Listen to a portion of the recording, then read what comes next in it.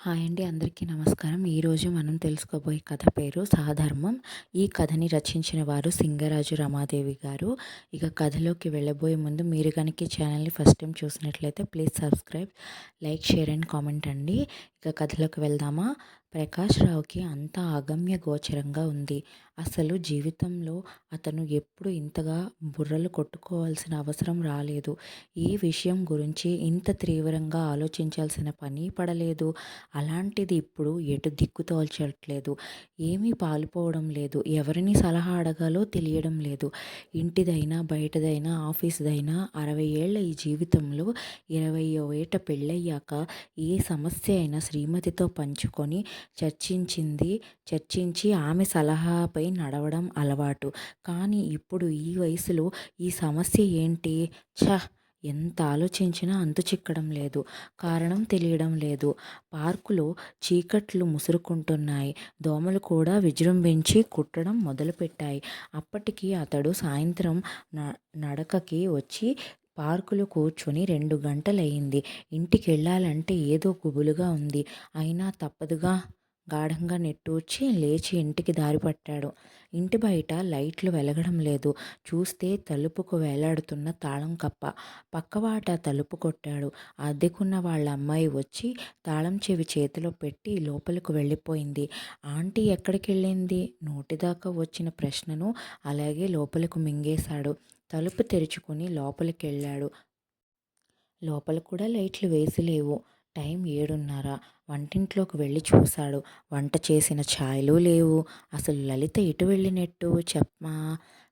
చెప్పా పెట్టకుండా, పైగా వంట అది ఏమీ చేయకుండా. గ్లాసు మంచినీళ్లు తాగి బెడ్రూంలోకి వచ్చాడు. మంచం మీద ఆమె విడిచిన చీర కాబోలు కుప్పగా పడి ఉంది. ఇంకో పక్క తుడుచుకున్న తుండు ఇంకా అలాగే ఉంది. వాటిని పక్కకి తోసి నిస్త్రాణంగా మంచంపై వాలిపోయాడు. ప్రకాశరావు, ఎందుకిలా విరుద్ధంగా ప్రవర్తిస్తోంది లలిత? ఇల్లెంత శుభ్రంగా ఉంచేది. తను లుంగీ తడిటవలు మంచం మీద వదిలేస్తే వెంటనే తీసేసేది. కాఫీ కప్పులు, టిఫిన్ ప్లేట్లు ఎక్కడి వస్తువులు అక్కడే వదిలేసేవాడు. అయినా ఎప్పటికప్పుడు సర్దేస్తూ ఉండేది. తను పిల్లలు సరదాగా ఏడిపించేవాళ్ళం కూడా. మరీ అంత శుభ్రం పనికిరాదని. వంట కూడా అద్భుతంగా చేసేది. 2 పూటల రకరకాల టిఫిన్లు, అన్ని రకాల కూరలు, పచ్చళ్ళు, పగలు రాత్రి భోజనాలు. తన ఆఫీసులో వాళ్ళని, పెద్ద పెద్ద ఆఫీసర్లని, మేనేజర్లని గొప్పగా పిలుచుకుని వచ్చేవాడు తన ఇంటికి భోజనానికి. అందరికీ ఓపిగ్గా ఆప్యాయంగా షడ్రోపేతంగా వండి పెట్టేది లలిత. నిజం చెప్పాలంటే తనకు 1-2 ప్రమోషన్లు వాటి వల్లే లభించాయి కూడా. తానెప్పుడూ ఆఫీస్ పనులలోనే మునిగితే తేలుతుండేవాడు కాబట్టి పిల్లల చదువులు, ఆటపాటలు అన్నీ కూడా తానే చూసుకునేది. పిల్లలు ఏ క్లాసో కూడా తనకు ఒక్కసారి గుర్తుండేది కాదు. అలాంటిది హఠాత్తుగా ఇలా మారిపోయిందేమిటి? మళ్ళీ ప్రకాశరావు ఆలోచనలు మొదటికి వచ్చాయి. టైం చూశాడు. 8 అయ్యింది. లలిత ఇంకా రాలేదు. అతనిలో తెలియకుండానే సన్నగా ఆందోళన మొదలైంది. అసలు ఎటు వెళ్ళింది ఇంతసేపు? కొంపతీసి అఘాయిత్యమైనా? చచా, అదేం కాదు. ఇంతలో గేటు తీసిన చప్పుడైంది. అతనికి ప్రాణం లేచొచ్చినట్లయింది. అంతే, ఒక్క ఉదుటున లేచి వెళ్ళి హడావుడిగా తలుపు తీశాడు. లలితను చూడగానే, ఎక్కడికెళ్ళావు? నువ్వింకా రాకపోతే నేనెంత గాబరా పడ్డానో తెలుసా? అన్నాడు. అతన్ని దాటి లోపలికి వెళ్ళబోతున్న దారిలో వెనక్కి తిరిగి తల ఒక పక్కకి వంచి ఎందుకు అని అడిగింది. ఆమె అడిగిన తీరులో, ఆ చూపులో అతనికి ఎన్నో అర్థాలు గోచరించాయి. అదే తెలియకుండానే తడబడ్డాడు. ఆమె నుదుటిన కుంకుమ, చేతిలో కొబ్బరి చిప్పని చూసి, ఓహో గుడికా?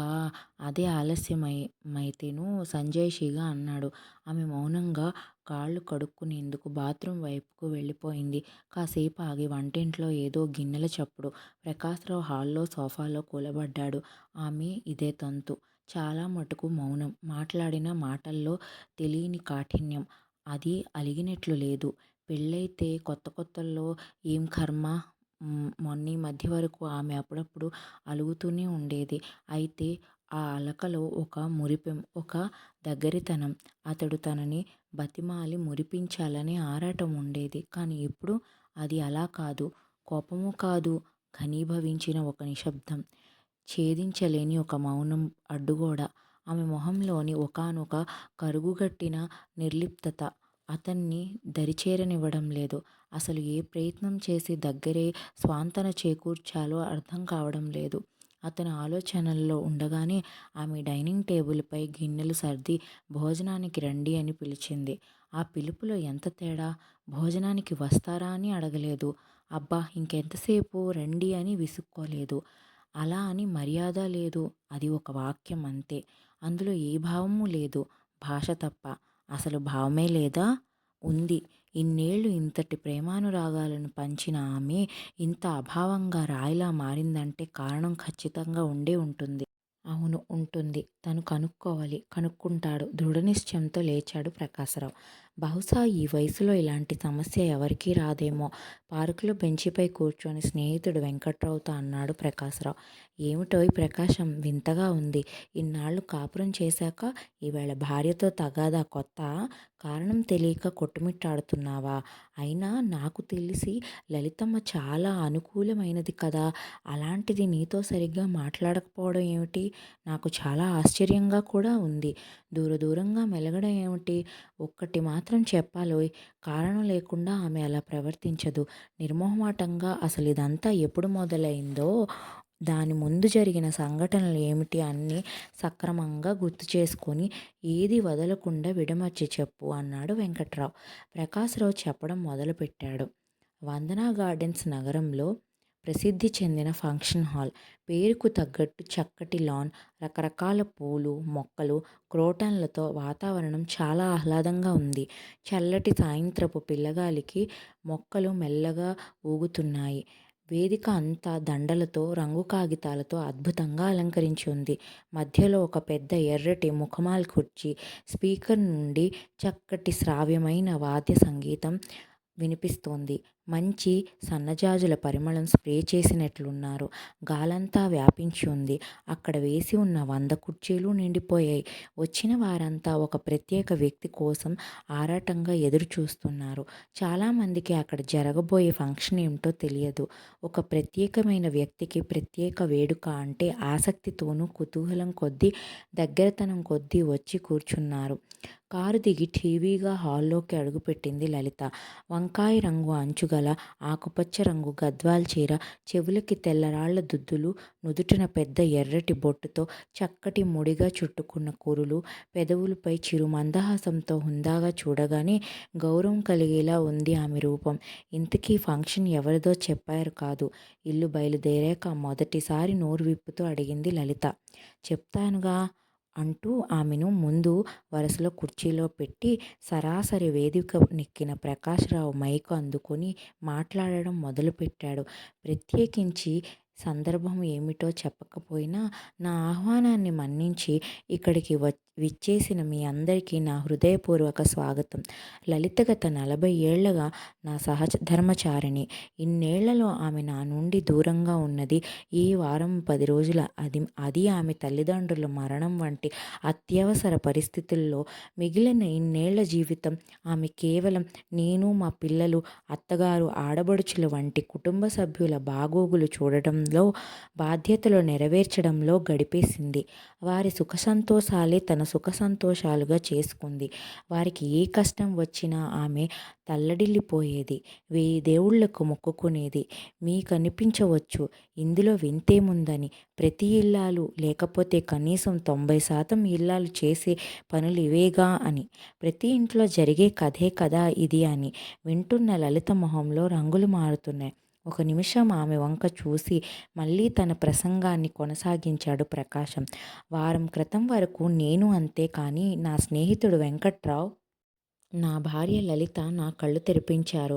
లలిత నాతో ఇదివరకట్లా లేదని, ఆమె ప్రవర్తనలో ఏదో తేడా ఉందని నా మిత్రునితో చెప్పాను. అసలు ఇదంతా ఎప్పుడు మొదలైంది, దాని ముందు జరిగిన సంఘటనలు ఏమిటి అని సక్రమంగా గుర్తు చేసుకొని ఏదీ వదలకుండా చెప్పు అన్నాడు వెంకట్రావు. నేను ఓ 10 రోజులు వెనక్కి వెళ్ళి గుర్తుకొచ్చింది. ఇదంతా ఆ రోజే మొదలైంది. 31వ తేదీ నా రిటైర్మెంట్ తేదీ. ఆ రోజు ఫంక్షన్‌కి నువ్వు హాజరయ్యావు కదా అన్నాను. అవును, చాలా బ్రహ్మాండంగా ఉంది. ఆఫీస్‌లో ప్రతి ఒక్కరూ నీ పనితనం గురించి, ఆఫీస్‌కు నువ్వు చేసిన సేవ గురించి, ఆఫీస్‌లో పైవారితో కింద వారితో నువ్వు సాగించిన సత్సంబంధం గురించి గొప్పగా పొగిడారు. అవును, ఆ రోజు నిజంగా నా జీవితంలో ఎన్నటికీ మరిచిపోలేని రోజు. ఆ రోజు నాకు జరిగిన సత్కారం, వేసిన పూలదండలు, కప్పిన శాలువ, అందరూ ప్రేమతో ఇచ్చిన బహుమతులు అన్నీ అపురూపంగా దాచుకున్నాను. ఇక నా గురించి అందరూ చెప్పిన మంచి మాటలు నా మనోఫలకంపై సువర్ణాక్షరాలై నిలిచిపోయాయి. నా శేష జీవితం అంతా ఆ మాటలు కలిగించిన ఆనందంతో, స్ఫూర్తితో గడిపేయవచ్చు. ఇంటికి వచ్చాక లలితతో అవన్నీ పదే పదే వర్ణించి మరీ చెప్పాను. ఆమె ఎంతగానో సంతోషించింది. అరెరే, నేను కూడా వస్తే బాగుండేదండి అన్నది. నిజమే, ఆమె వచ్చి ఉంటే నాకు జరిగిన ఆ సన్మానానికి, ఆ గౌరవానికి ఎంతో పొంగిపోయేది. నాకే ఎందుకు ఆమెని పిలుద్దామని తట్టలేదు. పదే పదే రాత్రంతా అదే మాట్లాడుకుంటూ ఉన్నాము. నేను నా ఉద్యోగం మొదలుపెట్టిన నాటి నుండి నేటి వరకు చేసిన ఊళ్ళు, అక్కడ పరిచయమైన సహోద్యోగులు, నేను చేసిన గొప్ప పనులు, ఇవన్నీ తనివి తీరా చెప్తూ పోయాను. ఎప్పుడో తెల్లవారుజామున నిద్రపోయాము. మర్నాడు పొద్దున్న లేచి లలిత ఇచ్చిన కమ్మటి కాఫీ తాగుతూ, కూర్చోవోయ్, నా భవిష్యత్తు ప్రణాళిక ఏమిటో నీతో చెప్తాను అంటూ మొదలుపెట్టాను. ఏమేమి చెప్పావు అది కూడా చెప్పు అన్నాడు వెంకట్రావు. ఏముంది, పొద్దునే లేచి కాఫీ తాగాక 7 నుంచి 8 వరకు వాకింగు, 8 గంటలకు వచ్చి పేపరు, అది చూసి 9కి టిఫిను, కాఫీ, 10 గంటలకు స్నానం, 11 గంట నుండి 1 గంట వరకు రీజనల్ లైబ్రరీలో గడపడం, 1:30కు మధ్యాహ్న భోజనం, ఓ 2 గంటలు కునుకు తీస్తే సాయంత్రం మళ్ళీ కాసేపు అలా బజారుకో, ఈ సాహితీ సభకో హాజరై రాత్రి భోజనం, నిద్ర అన్నీ సమయం ప్రకారంగా జరిగిపోవాలి. ఏదో రిటైర్ అయ్యాను కదా అని ఎలా పడితే అలా చేస్తే ఊరుకునేది లేదు. తమాషాగా లలితను బెదిరించాను కూడా. ఇవన్నీ విని లలిత ఏమంది? వెంకట్రావు కుతూహలంగా అడిగాడు. ఏమంది? అవును, ఏమంది? ఆలోచనలో పడ్డాడు.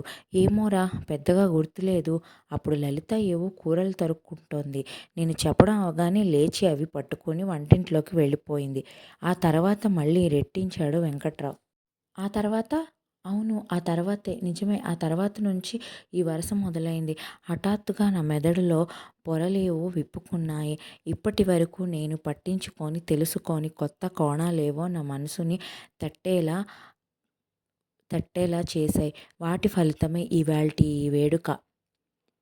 ఇంటి యజమానిగా, డబ్బులు సంపాదించుకునే వ్యక్తిగా నాకు ఇంటికి ఆమె చేసిన సేవలన్నీ నా హక్కుగా, ఆమె బాధ్యతగా భావించాను నేను. ఒక గృహిణిగా ఆమెది అంతే ముఖ్యమైన పదవి అని గుర్తించలేదు. ఆమె శ్రమకు, సేవకు ఏనాడూ గుర్తింపు ఇవ్వలేదు. అది ఒక పనిగానే భావించలేదు.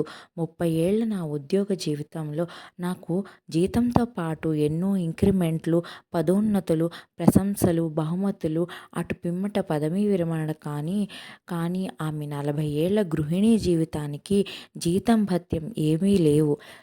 ప్రశంసలు లేవు. పదవీ విరమణ అంతకన్నా లేదు.